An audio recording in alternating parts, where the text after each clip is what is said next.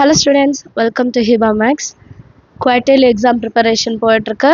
நேத்திக்கு வந்து 5 mark questions கொடுத்திருந்தேன் important 65 questions. அந்த 65 questions பார்த்தீங்கன்னா கண்டிப்பாக 5 mark உங்களால் அட்டென்ட் பண்ண முடிஞ்சிடும்.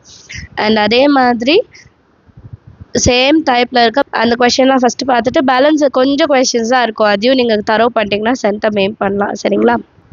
அடுத்து இன்றைக்கி 2 marks. அண்ட் நேற்றுக்கு வந்து ஒரு கொஷின் மிஸ் ஆகிடுச்சு. செகண்ட் சாப்டர் 9 times 9th டேர்ம்னு ஏபியில் ஒரு கொஷின் வரும். கொஷினையும் ஆட் பண்ணிக்கோங்க. சரிங்களா? ஸோ இப்போ 2 mark questions 2 mark questionஸும் நான் மாற்றி தான் கொடுத்துருக்கேன். ஸோ தட் ஒரு கொஷின் பார்க்கும்போது எந்த சாப்டர் அப்படின்ட்டு உங்களுக்கு தெரியணும். சரிங்களா? ஸோ புக் கையில் எடுத்துக்கோங்க. ஸ்க்ரீனை பாஸ் பண்ணிவிடுங்க. ஸ்க்ரீன் பாஸ் பண்ணிவிட்டு இப்போ அதில் ஒரு 10 சம் ஃபஸ்ட்டு ஸ்க்ரீனில் தெரியுதா, அது எல்லாத்தையும் நோட் பண்ணுங்கள். ஃபஸ்ட்டு கொஷின் வந்து ஃபஸ்ட் லெசன் தான், second question first lesson, third question 6.1 exercise. So உங்களுக்கு வந்து ஒரு ப்ராக்டிஸ் மாதிரியே இருக்கும், டைம் வேஸ்ட் ஆகாது. சரிங்களா? ஸோ இது எல்லாமே 2 marks ரொம்ப முக்கியமாக ரிப்பீட்டடாக கொஷின் பேப்பரில் கேட்டது. ஏன்னா இப்போது ஒரு மிட் டேர்ம் டெஸ்ட்டில் கேட்டது, குவார்ட்டர்லியில் கேட்டதுனாலே பாருங்கள் 12 to 14 2 marks. அப்போ எத்தனை இயரோடது நான் கொடுத்துருப்பேன்னு யோசிச்சு பாருங்கள். 100+ இருக்குது. ஸோ நீங்கள் எல்லாத்தையுமே நோட் பண்ணணும். இது எல்லாம் நீங்கள் நோட் பண்ணிவிட்டு ப்ராக்டிஸ் பண்ணிங்கன்னா தாராளமாக எக்ஸாமுக்கு பயமே இல்லாமல் போகலாம். உங்களால் எல்லா கொஷினுமே அட்டன் பண்ண முடியும். ஏன்னா சேம் மாடலில் பேலன்ஸுக்கு 4 கொஷின் வந்தாலும் உங்களால் அட்டன் பண்ண முடியும் இல்லையா?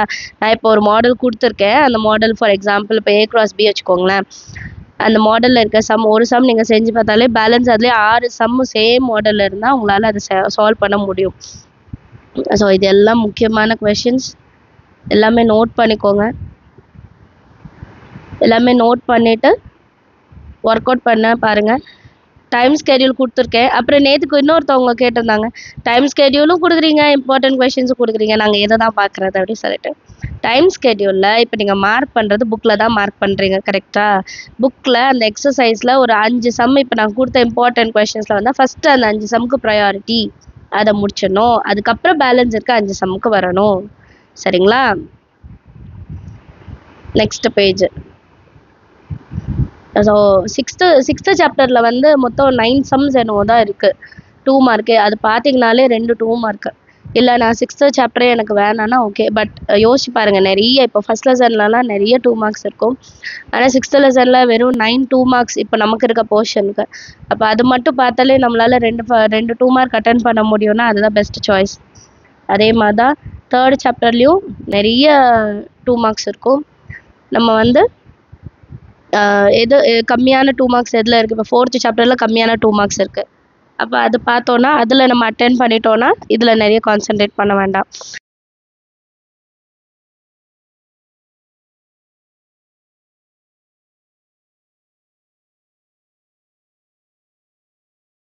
இப்போது ஃபுல்லாக படிக்கிறதுக்கு எனக்கு முடியலை அப்படின்றவங்க இந்த மாதிரி ஆப்ஷன்ஸ் யூஸ் பண்ணிக்கோங்க.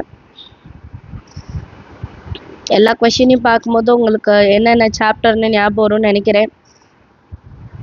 புக்லேயே மார்க் பண்ணுங்கள். எழுதுறதுலாம் டைம் ஆகும்.